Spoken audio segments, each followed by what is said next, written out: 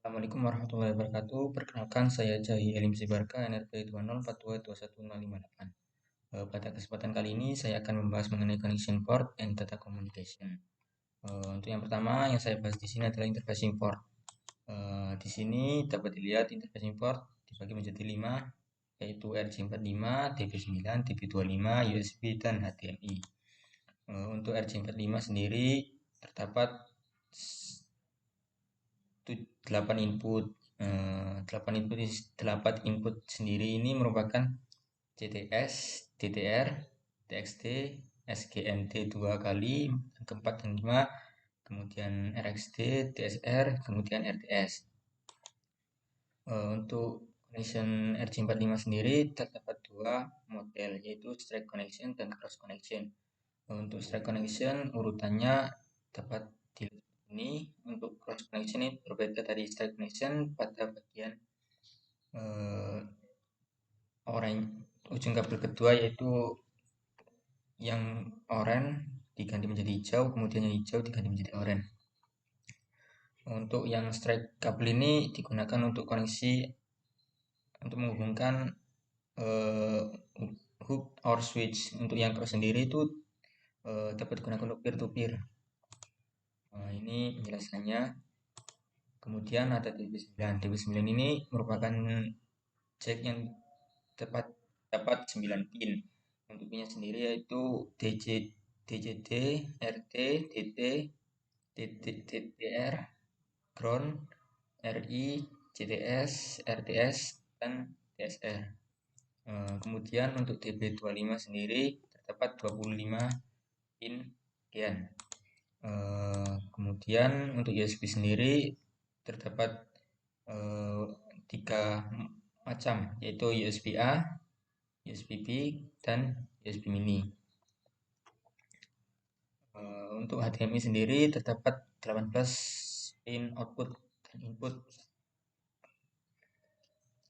Kemudian pada data communication, data link layer itu merupakan susunan dari 7 layer pada nomor ke-7. Fungsinya sendiri untuk mengirimkan blok data antara physical device menuju media device. Untuk komunikasi modelnya dapat dijelaskan seperti ini.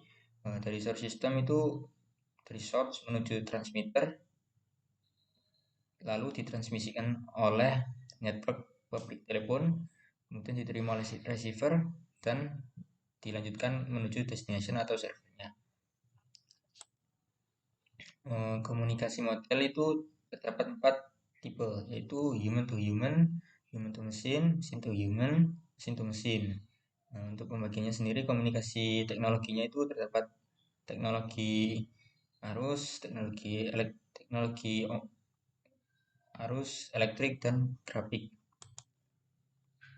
Untuk data komunikasi itu terdiri dari 2 komunikasi, yaitu serial atau paralel. Untuk serial sendiri itu satu sinyal membawa satu wire. Kemudian untuk paralel itu terdiri dari beberapa sinyal, seperti contohnya data bus, control bus, in microprosesor, dan lain-lain.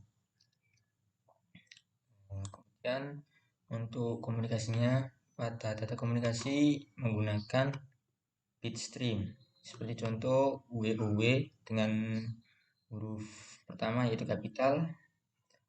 Message ini atau tulisan ini nantinya dikonversikan menjadi ASCII atau bilangan biner untuk memudahkan pengiriman sinyal. Nah, seperti ini. Untuk jaringan harus dikoneksikan pada device, lalu menggunakan ASCII kode. Untuk startnya menggunakan bit, menghentikannya juga menggunakan bit. Data komunikasi juga terdiri dari serial asinkron dan sinkron. Untuk asynchronous serial communication data format selalu diawali menggunakan angka 0 dan kemudian data bitnya diisi 5, 6, 7 atau 8 bit. Kemudian variabelnya 1, untuk stop bitnya 1, 1,5 atau 2. Untuk asinkron komunikasi tipenya sendiri itu untuk RS32 dan RS422 serta RS485 dapat dilihat pada tabel ini perbandingan antara ketiga RS tersebut. Dari ketiga ini yang paling sering digunakan adalah tergantung pada pemakainya. Seperti RS232 ini digunakan eh, untuk jarak 15 meter dengan pin 8 pin dan eh, software capability-nya lumayan tinggi. Untuk RS422 ini jarak yang cukup jauh dengan 5 pin, kemudian software capability-nya menjadi medium. Untuk RS485 ini yang paling mudah dengan jarak juga tinggi, pinnya terdapat 3 pin, software capability-nya sangat rendah. Untuk sinkronis komunikasi tipe itu dibagi menjadi 3 bagian. Yang pertama transmitter, generasi sinkronisasi data, kemudian sinkronisasi tersebut di di clock oleh unit, kemudian transmitter tersebut masuk ke dalam data. Kemudian bit transfer. Bit transfer sendiri terdapat 4 macam, yaitu binary indirection NRZ, RZ, Manchester coding, dan differential Manchester coding. Untuk perbedaannya sendiri cukup pada cara penggunaan diagram bilangan binarnya sendiri. Kemudian untuk RS232 sinyal definisi yang terdiri dari 8 pin, yaitu TXT yang digunakan transmit data, RXD untuk menerima data, RTS untuk meminta untuk dikirimkan, CTS itu untuk membersihkan, DTR untuk terminalnya, DSR untuk setnya, DCD untuk mengirim, dan ground untuk yang menggunakan. Kemudian untuk RS232 connection tipe 1, titik sinyalnya itu saling bersilangan. Itu TXT bersilangan menuju RXT, kemudian RTS menuju CTS, DTR menuju DSR, dan DCD ground menuju ground. Perbedaannya dengan RS232 tipe 2 yaitu pada penyusunan titik sinyalnya pada pin outputnya. Kemudian HW flow control. Untuk HW flow control merupakan sambungan dari PC1 menuju PC2 itu menggunakan RTS yang disambungkan ke CTS. CTS disambungkan menjadi ke RTS, X menuju RX, dan RX menuju RX. Perbedaannya dengan SW flow control yaitu jika HW flow itu disambungkan semua pinnya, untuk SW flow itu cuma RX dan TX-nya. Ini perbedaannya. Perbedaan antara HW flow control dan SW control menurut sustainable application. Untuk HW itu berapapun kecepatannya, untuk SW itu sangat untuk kecepatan rendah. Respon time-nya HW itu cepat dan SW itu lambat. Sustainable interface itu yang digunakan ini RS232 dan 422. Kalau yang SW ini RS232, 422, dan 485. Transmisi karakternya bebas. Yang SW tidak bisa menggunakan sound and off. possibly data loss yaitu di data kalau XP ada. Untuk wiringnya kompleks dan SW-nya sangat mudah. Untuk yang ini 3 wire S232 wiring. Ini menghubungkan antara TX dan ground. Untuk 8 wiring RS232 ini terdapat 8 pin. Perbedaannya 3 wire dan 8 wire. Untuk 3 wire ini sinyal yang dikirimkan data. Untuk 8 wire ini data dan modem sinyal. Untuk sustainable environment ini 3 wire ini rendah. Kalau yang 8 wire ini tinggi. Untuk data flow controlnya 3 wire ini software flow control. Kalau yang 8 wire ini hardware flow control dan software. Kalau 3 wire ini biayanya cukup rendah dan untuk yang 8 wire ini tinggi. Kelebihannya yang 3 wire itu biaya rendah, sustainable for low breakout atau untuk ketahanan dalam red boot yang rendah. Kalau yang 8 wire ini dapat digunakan untuk segala komunikasi ya, dan aplikasi untuk kecepatan tinggi. Kekurangannya itu tidak digunakan untuk modem kontrol dan rendah dalam kecepatan komunikasinya. Sedangkan kekurangan 8 wire ini biaya yang mahal, kabel biaya yang mahal. Kemudian transmisi distance.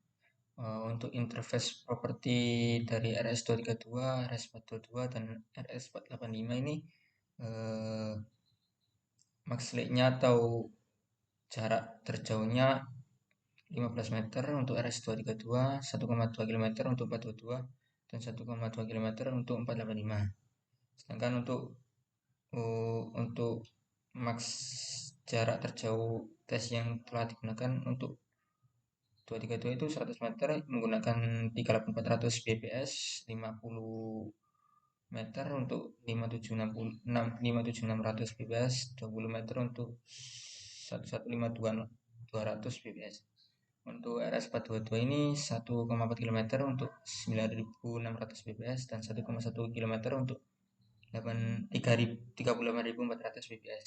Sedangkan RS485 ini digunakan untuk 1,4 km itu menggunakan 9.600 bps dan untuk 1,1 km menggunakan 38.400 bps. Sekian dari PPT ini. Kemudian pada beberapa paper yang telah saya temukan mengenai data link layer, dijelaskan pada paper ini data link layer merupakan lapisan kedua dari bawah dalam mode oscillation layer yang merupakan konversi frame to frame jaringan yang berisi data yang dikirimkan menjadi bit mentah agar dapat diproses oleh lapisan fisik. Biasanya ini data link layer itu mentransmisikan data pada sebuah wide area network atau WAN atau juga local area network atau LAN. Kemudian pada bagian sebelah sini digambarkan data link layer term yaitu terdiri dari frame yang merupakan PDU pada data yang disebut oleh frame. Nah, ini frame. Node merupakan device untuk menyalurkan jaringan. Media merupakan pengirim media itu mengirimkan data dan sinyal.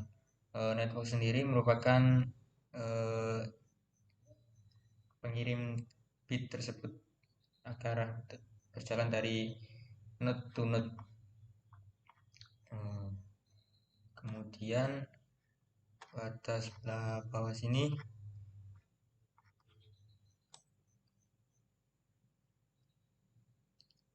dijelaskan sublayer data link terdiri dari media access control atau MAC, yaitu identifikasi untuk ditugaskan untuk antarmuka jaringan komunikasi pada segmen jaringan fisik. Secara logis halaman MAC yang digunakan dalam media access control protokol sublayer dari model referensi OSI. Alamat MAC ini yang paling sering diberikan oleh produsen kartu jaringan. Kemudian ada logical link control yaitu LLC, yaitu salah satu dari dua buah sublayer dalam lapisan data link. Selain MAC tadi yang digunakan dalam jaringan lokal area network atau LAN, hmm, fungsinya itu untuk mengkoordinasi akses terhadap lapisan fisik dengan tergantung metode media akses kontrolnya, seperti CSMA atau CD, CSMA atau CA.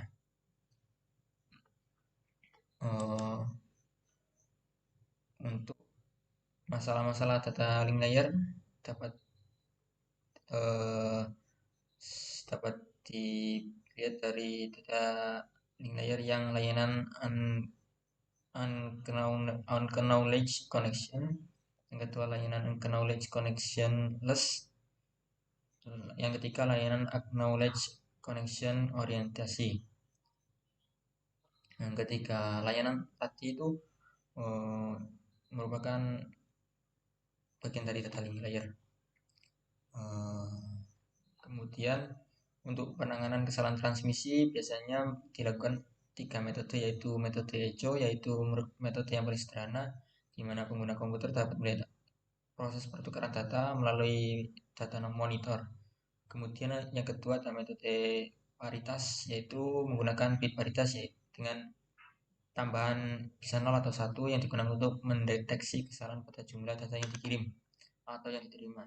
Yang ketiga adalah frame check, yaitu memeriksa per berdasarkan framenya. Artinya suatu data atau karakter yang dikirim dan akan diperiksa di antara kedua bit yang membentuk frame tersebut. Untuk kendali kesalahan sendiri dapat dilakukan pada dua fungsi, yaitu error deteksi, biasanya menggunakan teknik CRC.